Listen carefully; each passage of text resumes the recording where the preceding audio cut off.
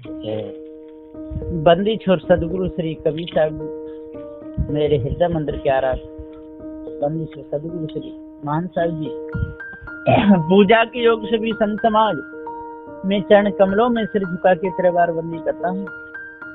सदगुरु श्री कबीर साहब जी का मुख्य उपदेश मानवता का है, पूर्णता का है। जिसने अपना जीवन अच्छा कर लिया, पवित्र बना लिया, भरम त्याग दिया, विषय त्याग दिया, उसका सुंदर जीवन हो जाता है। जैसे आज 12 तारीख है, आज पूर्णमासी।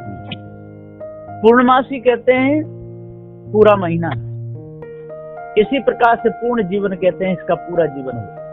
पूरा जीवन उसे माना जाता है जो विषय विकारों में कभी न फंसे, भ्रम भूल कल्पना में कभी न फंसे, मानवता इसके अंदर हो, दानवता को दूर करे, अपनी कमी को दूर करे और दूसरे को देखे तो बतावे, और बताने से काम ना चले तो वहां से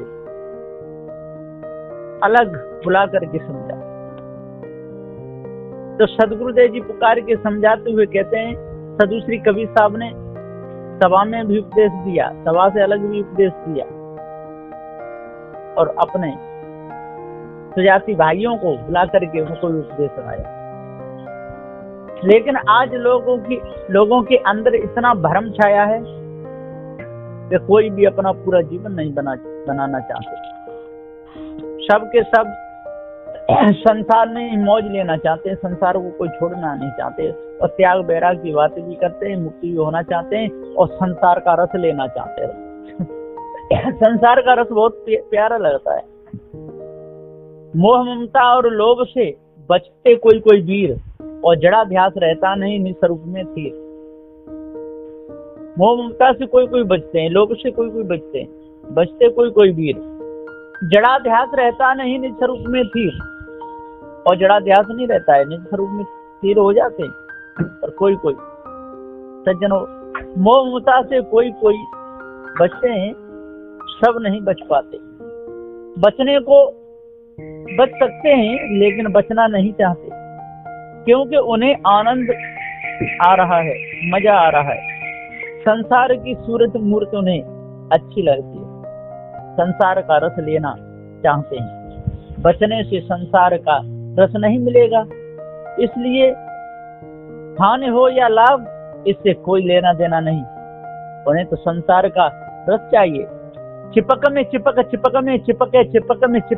मर जाए, और चिपक छूट जाए जाके दिल से सोई जीव पद पाए। तार कहता है बंदे नहीं लगाता तार, और ना जाने ये तार करे तेरा तार होए बेतार। तार से तार न छूटे, जोड़ ले तार न छूटे।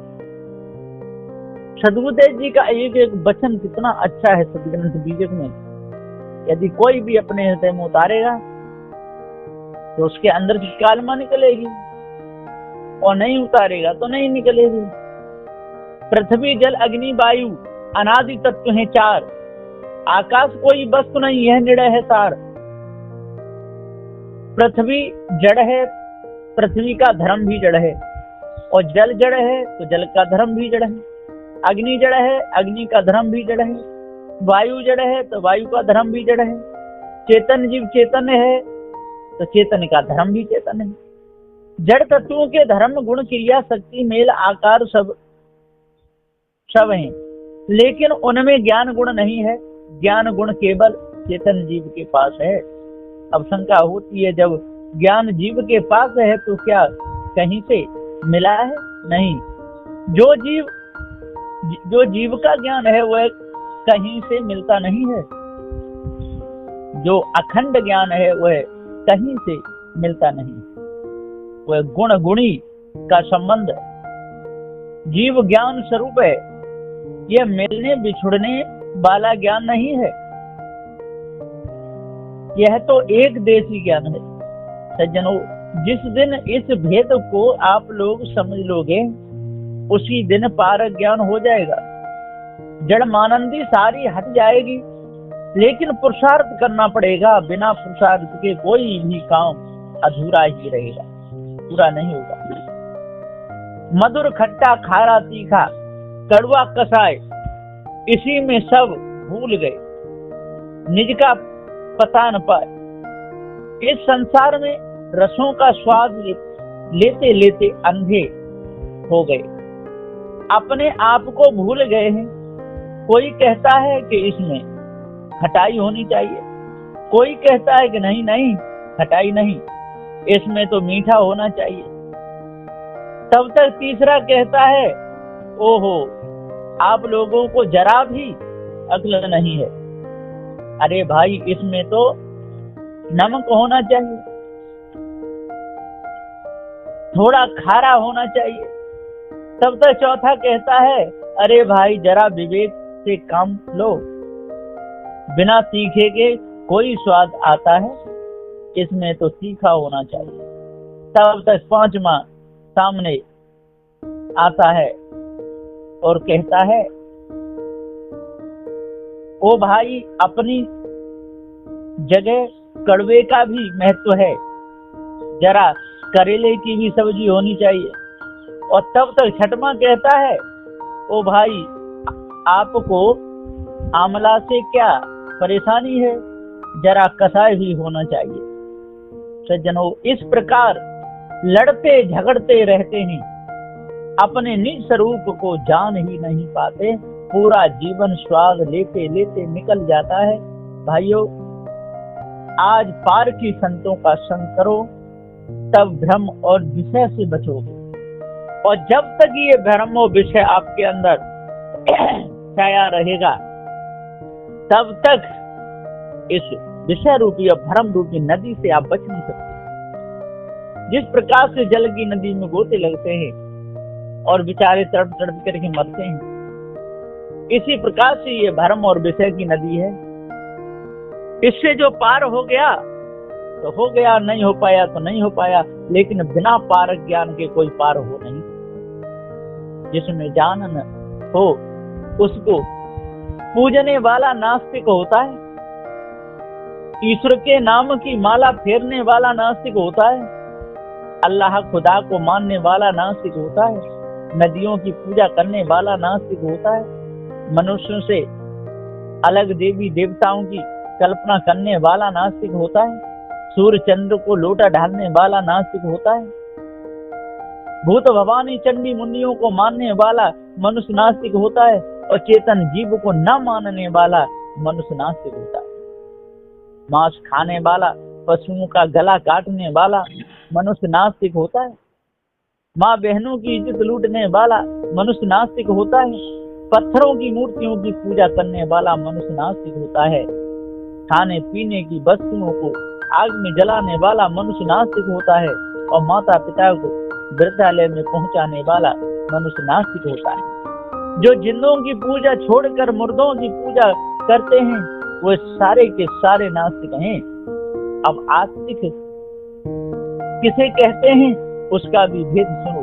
आस्तिक उसे कहते हैं जिसे जड़ और चेतन का ज्ञान हो, उसे आस्तिक कहते हैं। जो अपने माता पिता को इस रूप में समझे और खुशी से उनकी सेवा करे, उसे आस्तिक कहते हैं। जो संत गुरुजनों को अपने घर पर बुलावे और घर में संतों की पूजा करता हो, उसे आस्तिक कहते हैं। यह मैंने आप लोगों को आस्तिक और नास्तिक का भेद बताया है। आज से जो पार ज्ञान को समझकर नास्तिकता को त्याग देगा तो आस्तिक हो जाएगा। उसके हृदय में पारक का प्रकाश हो जाएगा, उसके हृदय में अष्ट महासद्गुण आ जाएंगे। आस्तिक मनुष्य कभी किसी का बुरा नहीं सोचता, आस्तिक सबका भला सोचता है, ऐसा ही चाहता है। आस्तिक के अंदर दया बहुत जल्दी आ जाती है। आस्तिक दान धर्म करने में सबसे आगे रहता है। जो मनुष्य आस्तिक और नास्तिक का भेद नहीं समझते, ऐसे लोग नास्तिक को आस्तिक कहते हैं और आस्तिक को नास्तिक कहते हैं, उल्टा बोलते हैं। इस संसार में ब्रह्म भूल कल्पना में फंसे लोगों को आस्तिक कहा जा रहा है। खुले रूप में नास्तिक हैं, फिर भी लोग उन्हीं को आस्तिक मान रहे हैं। यह बहुत बड़ी कमजोरी है। इस कमजोरी को पारखी संतों के द्वारा निकलवा लेना चाहिए यह निर्णय। जो इस निर्णय को अपने हृदय में डाल लेगा और सही भेद को समझ लेगा, धोखे को अपने अंदर से दूर कर देगा, उसके अंदर कभी भी विकार नहीं उपजेगा, उसके अंदर कभी भी कालमा नहीं छाएगी। इसलिए अपने आप को जानना चाहिए, भ्रम को मिटाना चाहिए, धोखे को दूर करना चाहिए, पवित्र हृदय रखना चाहिए। जिसका हृदय पवित्र है, जिसके विचार पवित्र हैं, चोरी हिंसा विचार से अलग है, ईर्ष्या क्रोध मानछल से अलग है, गाली निंदा झूठ से अलग है, जिसने अपना जीवन पूर्ण बना लिया, जिसने पूरा कर लिया, वो कभी भी संसार के राग में रंग में नहीं फंसेगा। संसार के स्वाद से उसको कोई लेना देना नहीं। वो तो सभी से बच करके अपना जीवन एक अलग ही बनाएगा। कभी भी माँ बहनों से जाकर के छल कपट नहीं करेगा, उनके साथ में कोई बुरा कर्म नहीं करेगा, है ना। संत गुरुजनों के पास में जाकर के उनकी सेवा में लगेगा, उनसे छल कपट नहीं करेगा। और जो साधु भेष में छिपे हुए बैठे हुए हैं, साधुता इनके अंदर नहीं है ना, उनसे वो दूर रहेगा। इसलिए पारक ज्ञान भी जरूरी है, और जड़ चेतन का भेद समझ करके और तब यदि मार्ग में पैर रखेगा तो कभी उससे कोई भी गलत कर्म जीवन में नहीं होगा। इसलिए भाइयों, अपने आप को जानना चाहिए, भ्रम को मिटाना चाहिए, भूल को दूर करना चाहिए, तभी पूर्ण शांति मिल सकती है, और नहीं तो पूर्ण शांति कभी मिलेगी नहीं। बोलिए श्री सद्गुरुदेव की जय।